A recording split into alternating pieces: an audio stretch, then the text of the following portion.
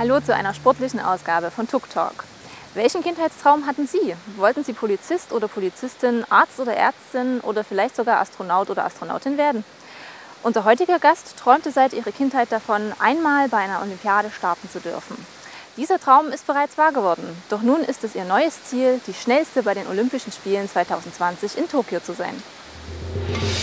Rebecca Hase wurde 1993 in Zschopau geboren und begann mit 16 Jahren ihre sportliche Laufbahn.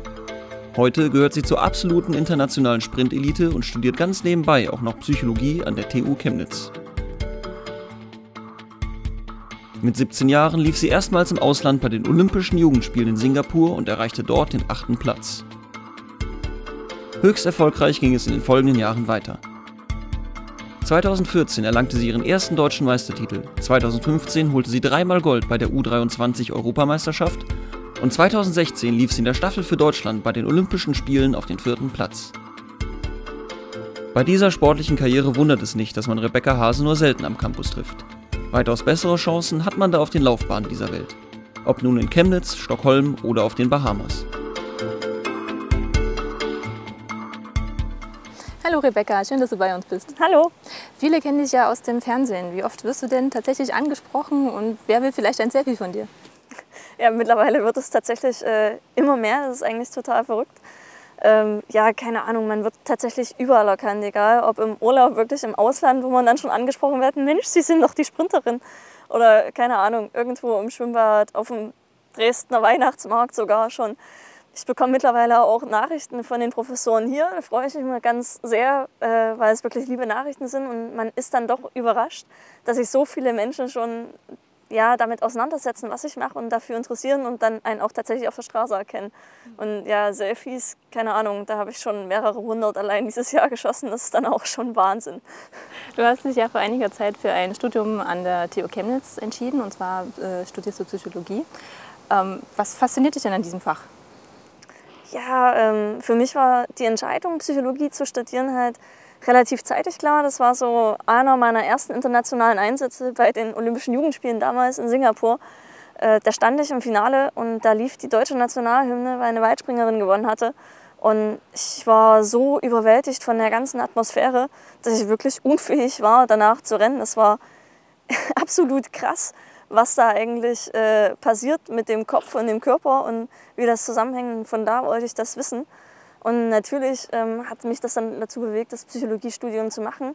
Und im Endeffekt ist es jetzt auch wirklich so, dass ich von dem Studium an sich schon sehr profitiere. Also man kann da viel besser verstehen, was da passiert, auch wenn ich mit meiner Sportpsychologin arbeite. Man kann da auf einer ganz anderen Ebene kommunizieren. Und das macht es natürlich in doppelter Hinsicht gut für mich. Jetzt ist es ja auch so, dass du aufgrund deiner sportlichen Karriere oftmals im Ausland bist und zum Beispiel nicht an Seminaren teilnehmen kannst. Tja, wie lässt sich denn das trotz dieses streng geregelten Studienablaufs lösen? Ich habe das Glück, dass ich am Olympiastützpunkt bin und da einen Vertrag mit der TU Chemnitz gibt. Und der ermöglicht mir natürlich viele Sachen. Ich habe zum Beispiel eine Tutorin, die an der Uni alles mögliche Organisatorische klärt, was ich halt nicht machen kann oder was halt für mich auch ein großer Aufwand ist, wo ich dann meinen Sport nicht optimal mehr durchführen kann.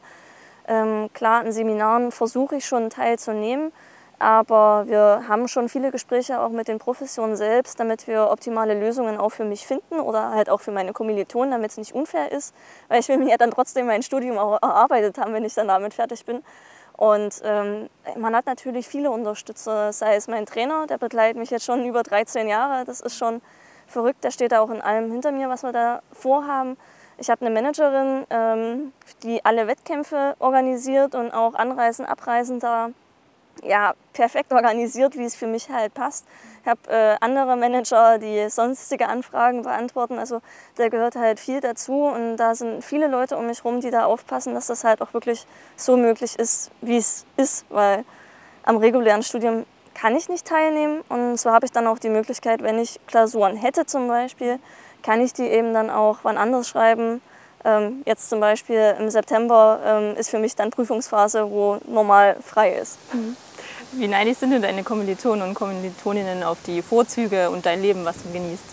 Ja, manche vergessen halt, dass es dann doch mein richtiger Beruf ist. Also Leistungssport ist halt kein Hobbysport, sondern es ist halt wirklich mein Job, mit dem ich mein Geld verdiene. Und das Studium ist eigentlich so das, was nebenher läuft. Und natürlich wissen die aber auch, was alles dahinter steht. Also man merkt ja schon, ich bin allein 3 Monate im Jahr wahrscheinlich im Ausland unterwegs. Dazu kommt halt noch die Zeit, die man im Inland unterwegs ist. Und ja, das ist schon auch eine Belastung dahingehend, dass man auch die Familie selten sieht, stellenweise monatelang nicht sieht. Mit Freunden natürlich auch weniger Zeit verbringen kann. Sämtliche Feiern, Feste, was auch immer ansteht, müssen zurückstehen, weil auch wenn man am nächsten Tag Wettkampf hat, kann man da nicht einfach hingehen. Das funktioniert leider so nicht.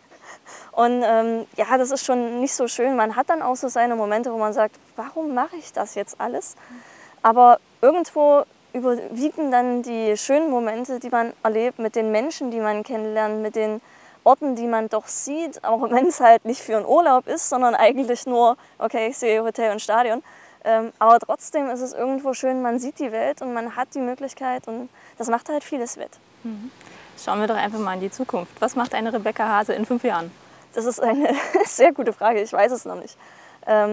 Ich denke, Rebecca Hase in 5 Jahren wird nicht mehr rennen, also nicht mehr Leistungssport machen. Weil irgendwann sagt dann der Körper einfach, nee, es reicht jetzt. Man merkt das halt mit steigendem Alter, so doof wie das klingt, mit Mitte 20 das sagen zu müssen, dass es immer mehr wehtut. Aber ich möchte dann definitiv meinen Studiumabschluss haben. Ich möchte mich dann darauf konzentrieren, was ich halt wirklich als Beruf wahrnehmen möchte. Für mich ist dann auch Familienplanung ein Thema, weil da braucht man im Leistungssport halt vorher nicht drüber nachdenken. Aber eigentlich möchte man ja dann einen Studiumabschluss und schon gearbeitet haben und dann die Familie. Und das bitte vor Mitte 30 wird eng, aber ich freue mich auf jeden Fall auf das, ich sage mal, normale Leben, was dann danach kommt.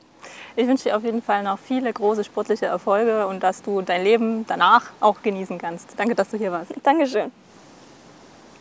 Wir wollen in der nächsten Ausgabe die Fakultät für Maschinenbau genauer kennenlernen.